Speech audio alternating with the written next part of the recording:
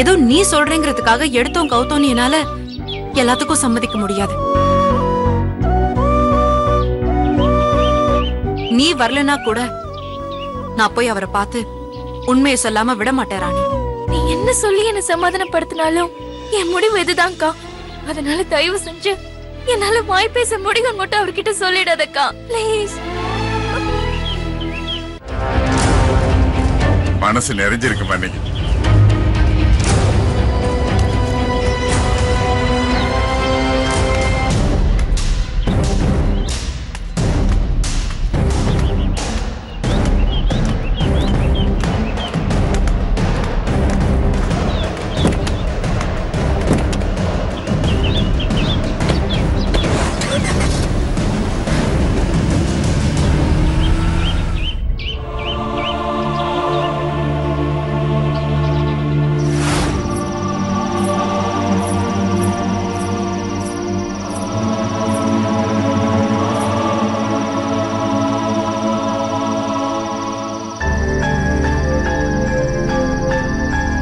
வெற்றி மாமா சொல்லிட்டாரேன்னு நான் மரத்துல தொட்டில் கட்டிட்டேன்.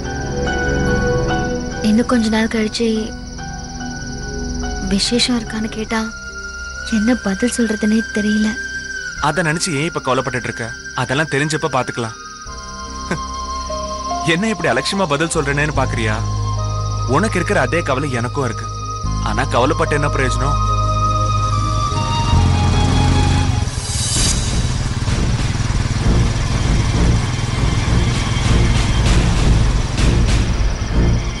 நான் போய் கதவை திறக்கிறேன். என்னங்க?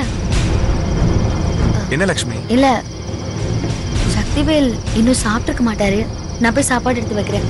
நீங்க போய் தூங்குங்க. சரி போ.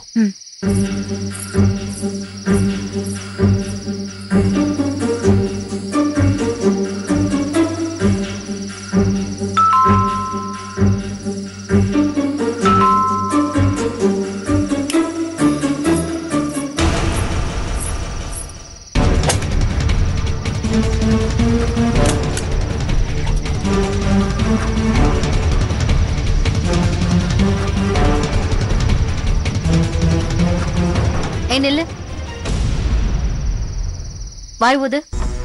என்ன எதுக்கு இவ்ளோ லேட்டா வீட்டுக்கு வந்திருக்கல? குடிச்சிருக்கியான்னு பாக்கதான். ஊது ஊதுன்னு சொல்றேன்ல. போ. பசிக்குது. சூடா தோசை சுட்டு கொடு.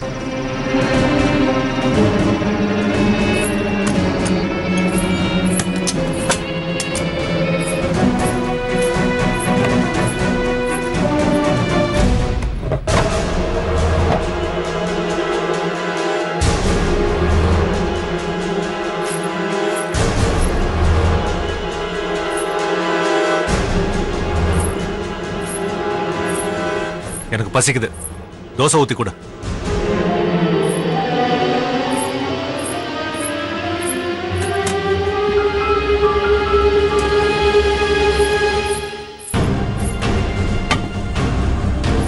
தோசை போட்டு வைக்கிறதா இருந்தா ஹாட் பேக்ல வைக்கணும். அதை விட்டுட்டு இந்த மாதிரி தோசை ஊத்தி கொண்டு வா. இது எப்படி சாப்பிடுறது? எப்படி சாப்பிடணும்னா இந்த மிளகா வச்சு சாப்பிடு. என்ன திமிரா? இன்னைக்கு உனக்கு தோசை கிடையாது. ஏ? மத்தியான சாப்பாட்டுக்கு நீ வீட்டுக்கு வரல. அட்லீஸ்ட் ஒரு போனாவது பண்ணி சொல்லி இருக்கணும். நான் அரிசியாவது கொஞ்சம் கம்மியா போட்டிருப்பேன். இது உனக்காக வடிச்ச சாப்பாடு. ஒவ்வொரு அரிசிலையும் உன்னோட பேர் தான் இருக்கு. நீ இது சாப்பிட்டே ஆகணும். வேற வழியே இல்ல. This is too much. எனக்கு தோசை தான் வேணும். பழைய சோறுலாம் வேண்டாம். அப்புறம்? எனக்கு பழைய சோறுலாம் வேண்டாம். தோசை தான் வேணும். என்ன நீங்க இப்படி எல்லாம் கத்துறீங்க? சக்திவேலு, என்னடா ராத்திரி நேரத்துல போய் கத்துக்கிட்டு இருக்க? லட்சுமி அண்ணின்னு மரியாதையை கூப்பிட சொல்லி எத்தனை தடவை சொல்லியிருக்கேன் நான் உனக்கு? அப்பா, நான் கத்துறது மட்டும் உங்களுக்கு தெரியுது. அருமை அண்ணி செஞ்சிருக்கிற காரியத்தை பாருங்க.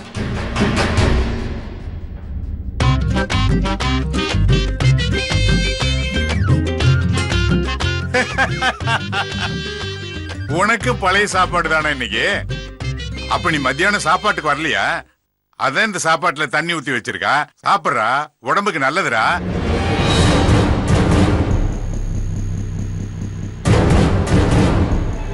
இந்த பழைய சோறை யாராவது சாப்பிடுவாங்களா? தோசை ஊத்தி கொடுக்க சொல்லுங்க. நான் சாப்பிட்டேனே. போன வாரம் சந்தைக்கு போயிட்டு வரதுக்கு லேட் ஆகி போச்சு. லட்சுமி எனக்கு இதே மாதிரிதான் மதியம் நான் சாப்பிட வேண்டிய சாப்பாட்டுல தண்ணி ஊத்தி வச்சுட்டா. வேற வழி இல்லாம நான் சாப்பிட்டேனே. அதே மாதிரி நீ சாப்பிடு கண்ணா. அப்பா என்னால இதெல்லாம் முடியாதுப்பா. அண்ணிய தோசை ஊத்தி கொடுக்க சொல்லுங்கப்பா. ஏய், நீ புரியாம பேசாதடா.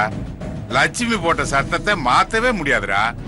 உங்க அம்மாவுக்கு அடுத்தபடியா நம்ம வீட்டுல சட்டம் போடுற உரிமை அவ ஒருத்திக்கு தான் இருக்கு. அதை நம்ம கடைபிடிச்சுதான் ஆகணும். இத பாரு, இனிமே நீ மதியம் சாப்பிட வரலைன்னு வச்சுக்க, காலையிலேயே சொல்லிட்டு போயிடு. அப்பதான் ராத்திரில நீ என்ன கேக்குறியோ அந்த டிஃபன் உனக்கு கிடைக்கும். இப்ப நீ சாப்பிடு. இத சாப்பிடறதுக்கு பதிலா பட்னியாவே இருக்கலாம். பட்னியா இருந்தாலும் நாளைக்கு காலையில இந்த சாப்பாடு தான் பிரேக்ஃபாஸ்ட்க்கும் கொடுப்பேன்.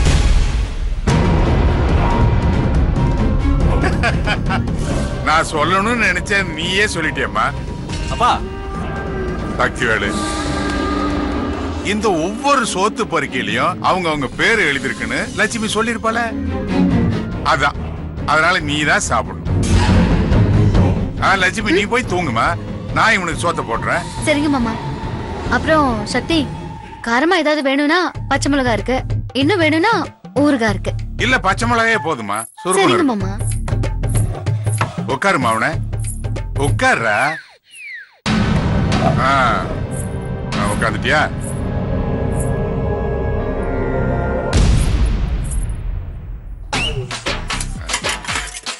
ரெண்டு தட்டுல எந்த தட்டுறா உனக்கு பிடிச்சிருக்குது?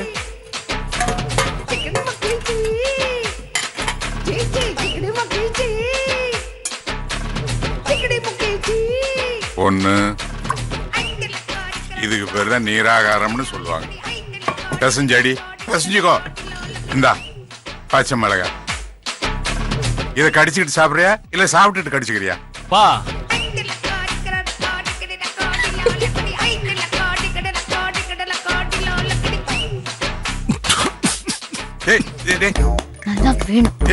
பழைய சோத்துலயே பொறையேற ஒரே ஆள் நீதான்டா. பழைய சோறு உடம்புக்கு நல்லதுடா. நீ சாப்பிடு சக்திவேலு.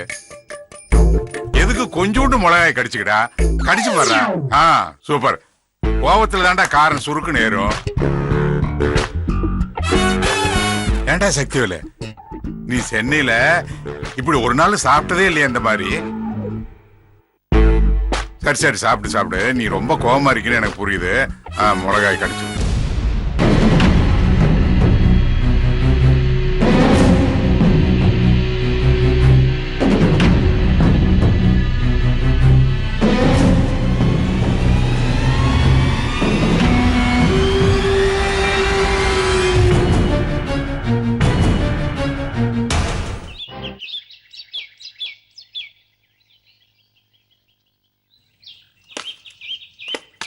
என்ன நீ ஏதோ பேசணும்னு சொன்னீங்க?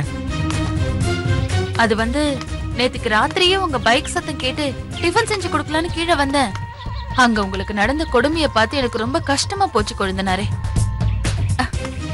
சென்னையில பீட்சா பர்கர்னு சாப்பிட்டு பழகின உங்களுக்கு பழைய சாப்பாடு போட லக்ஷ்மிக்கு எப்படிதான் மனசு வந்துச்சோ தெரியல.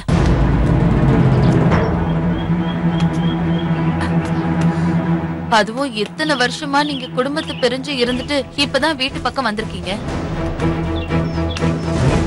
அது கூட அத்தையை குணப்படுத்துதான். அப்படிப்பட்ட உங்களுக்கு இப்படி ஒரு கொடுமையை பண்றானா அவ சரியான கல் நெஞ்சுக்காரியா தான் இருப்பா. கொழுந்தனாரே, என்னதான் இருந்தாலும் ஒரு பொண்ணுக்கு இவ்வளவு கொழுப்பு இருக்க கூடாது. எல்லாம் என் தலையெழுத்து தண்ணி. கொழுந்தனாரே, விதிய மதியாலதான் மாத்தி எழுதணும். என்ன சொல்றீங்க? புரியல. லக்ஷ்மி உங்களை விட வயசுல சின்னவ. அவளோட கால்ல ஊருக்காரங்க முன்னாடி நீங்க விழுந்தீங்க இல்லையா, அதான் உங்களை அடிமை மாதிரி ட்ரீட் பண்றா. அத மாத்தணும்னா நீங்க அவளை உங்க கால்ல விழ வைங்க. அப்பதான் அவளோட ஆணவம் அழியும். அவகிட்ட நீங்க படுற கஷ்டத்தை பார்த்து என் மனசுல பட்டதை சொன்னேன். இனிமே நீங்க வெளியே போனீங்கன்னா வர லேட் ஆச்சுன்னா எனக்கு ஒரு ஃபோன் பண்ணி சொல்லுங்க. உங்களுக்கு என்ன விருப்பமோ அதை செஞ்சு சூடா ஹாட் பாக்ஸ்ல போட்டு வச்சிடுறேன். இல்லனாலும் நீங்க வந்த உடனே சூடாவே பண்ணி தந்துடுறேன். இனிமே நீங்க பழைய சாப்பாடுலாம் சாப்பிடக்கூடாது.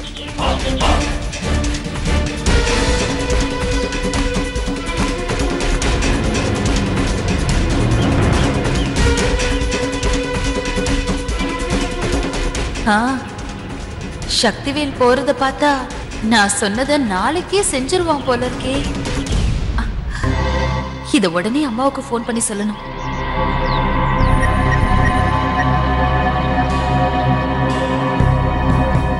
சொல்லு. அம்மா, நீ சொன்ன மாதிரியே சக்திவேலை ஏன் பக்கம் இழுத்துட்டேன்.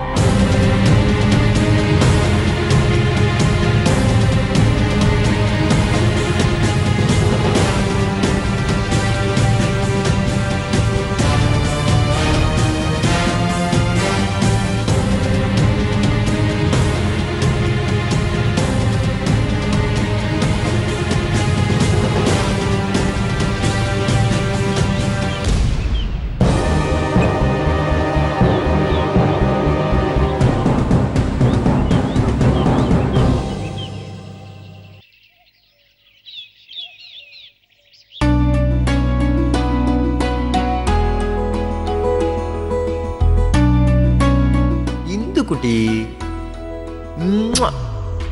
உன்னை எத்தனை தடவை தான் போட்டோலயே பார்த்துக்கிட்டு இருக்குது. உன்னை நேர்ல பார்க்கணும்டா.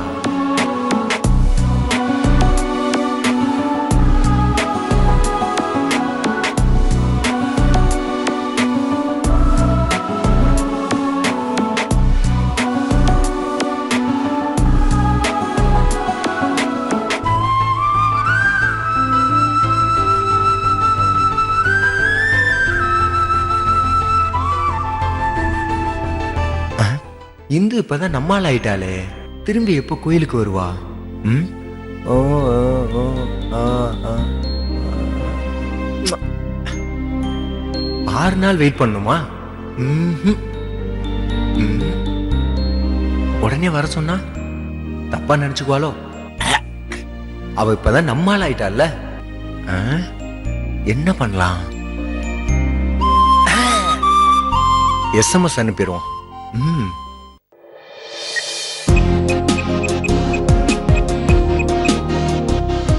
சரி மோகனா, நீ நல்லா உடம்பு பார்த்துக்கோ.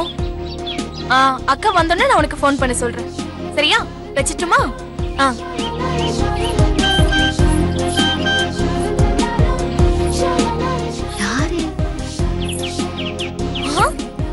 திருத அனுப்பியிருக்காரு. பரவாயில்ல, நம்பர் வாங்கின உடனே மெசேஜ் அனுப்பியிருக்காரு. பாப்போம் என்ன அனுப்பியிருக்காருன்னு.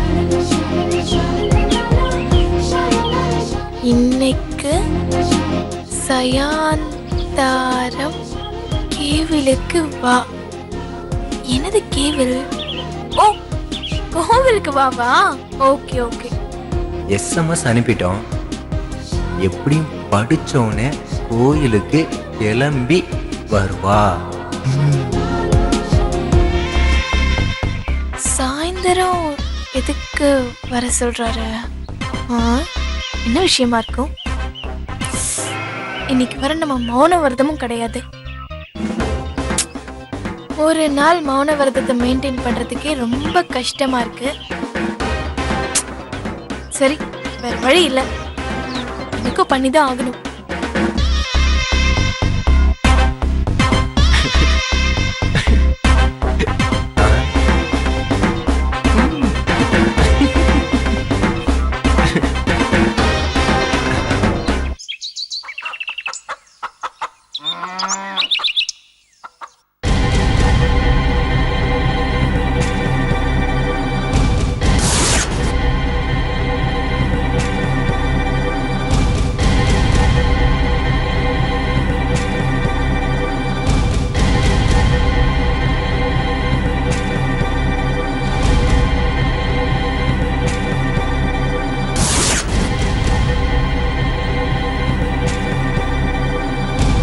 லக்ஷ்மி உங்களை விட வயசுல சின்னவ. அவளோட கால்ல ஊர்க்காரங்க முன்னாடி நீங்க விழுந்தீங்க இல்லையா? அதான் உங்களை அடிமை மாதிரி ட்ரீட் பண்றா. அத மாத்தணும்னா நீங்க அவளை உங்க கால்ல விழ வைங்க.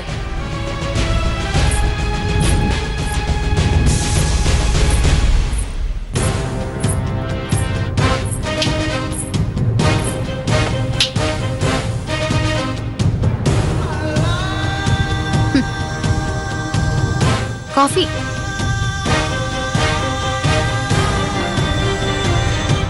என்ன? ஓ, என்ன விரட்ட என்னெல்லாம் பண்ணலான்னு ரொம்ப நேரமா யோசிச்சுட்டு இருக்கீங்க போல இருக்கு. இந்த வீட்ல எல்லார்கிட்டயும் நல்ல பேர் எடுத்துட்டு இருக்காளே, இப்ப போய் இவளை பத்தி நம்ம சொன்னா அப்பா வீட்டை விட்டு விரட்டிட்டு வரோன்னு பயந்து உண்மையை வெளியில சொல்லவும் முடியாம சொல்லாம இருக்கவும் முடியாம நீ தவிக்கிற தவிப்பு இருக்கே, உன் கண்ணுல தெரியுது மிஸ்டர் சக்திவேல். என்னடி தேடி வந்து வம்பிழுக்கிறியா? உன்னை விட்டு ஒதுங்கி போன என்ன தேடி நீதான் வந்திருக்க. இது என் வீடு. இருந்துட்டு போட்டோம். ஆனா இந்த வீட்டுல இருக்கிறவங்க எல்லாருமே என்னோட பக்கம். இத பாரு, என் பேச்ச கேட்டு நீ ஒழுங்கா இருந்தன்னா பெரிய மாமாக்கு கல்யாணம் பண்ணி வச்ச மாதிரி உனக்கும் ஒரு நல்ல பொண்ணை பார்த்து கல்யாணம் பண்ணி வைக்கிறேன். ஒழுங்கா இருக்கியா? ஏய் வேணா, எனக்கு கோவம் வரதுக்குள்ள நீ இங்கிருந்து போயிடு. பாருடா, உண்மையை சொன்னா சாருக்கு கோவம் வருது. ஏய், அந்த கோவத்துல சாபகியமும் விட்டுற போற. ஏய்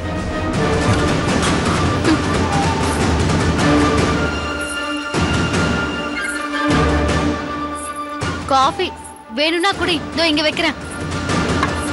ஏய் நந்தினி,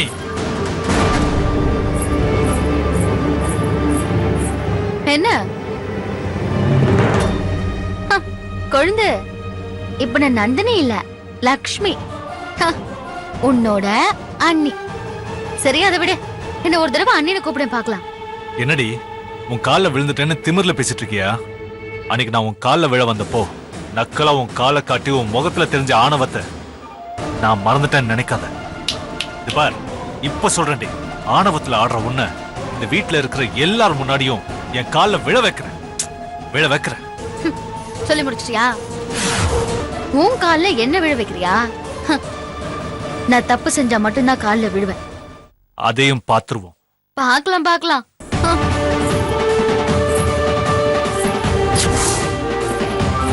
என் பேச்ச கேட்டு நீ ஒழுங்கா இருந்தன்னா பெரிய மாமாக்கு கல்யாணம் பண்ணி வச்ச மாதிரி உனக்கும் ஒரு நல்ல பொண்ணை பார்த்து கல்யாணம் பண்ணி வைக்கிறேன்.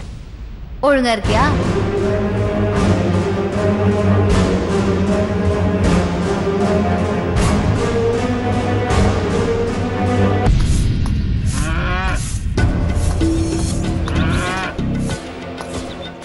அத்த, உங்களுக்காக கோயிலுக்கு போயிட்டு வந்தேன். எடுத்துக்கோங்க. மாமா, விபூதி எடுத்துக்கோங்க. கொடுமா. போய் டிஃபன் சாப்பிடுமா. இல்ல மாமா, அத்தை சீக்கிரமே குணமாகணுங்கிறதுக்காக இன்னைக்கு ஃபுல்லா நான் விரதம் இருக்க போறேன். இன்னைக்கு எந்த விசேஷமும் இல்லையே. இவன் ஒருத்தன் நம்மள வீடியோ எடுத்து வச்சு பிளாக்மெயில் பண்றதே வேலையை வச்சிருக்கான். என்னம்மா யோசிக்கிற? நீங்களே சொல்லுங்க மாமா, விரதம் இருக்கிறதுக்கு 4 நட்சத்திரம்லாம் எதுக்கு பார்க்கணும்? அத்தை சீக்கிரமே குணமாகணுங்கிற எண்ணம் மட்டும் இருந்தா போதும்ல. ஆமாமா, அடுத்தவங்களுக்காக நாம செய்யற பிரார்த்தனையோட பலனே அதிகம். ஆமாப்பா, அதோட சேர்ந்து வைத்தியமும் செஞ்சோம்னா அம்மா சீக்கிரமா குணமாயிடுவாங்க. என்னடா சொல்ற? ஆமாப்பா, டாக்டர் சொன்ன மாதிரி அம்மாவுக்கு பழைய சம்பவத்தை ஞாபகப்படுத்தி பாப்போமே. நான் நினைச்சேன் நீங்க சொல்லிட்டீங்கன்னு. நீ என்னடா நினைச்ச?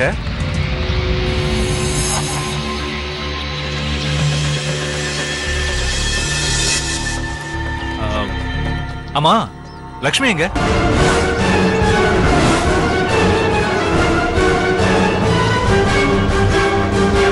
ஏய், என்னடா மொட்டையா லட்சுமின்னு சொல்ற, அண்ணின்னு சொல்ற? சாரிப்பா, லக்ஷ்மி என்ன எங்க? லக்ஷ்மி மேல இருக்கா, கூப்பிடுங்க. லக்ஷ்மி, லக்ஷ்மி. என்னங்க?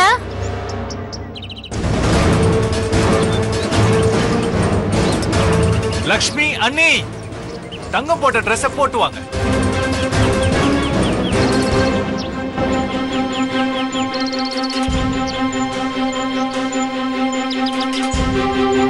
எதுக்கு? காரணம் இருக்கு, நீங்க போட்டு வர சொல்லுங்க. ஓஹோ,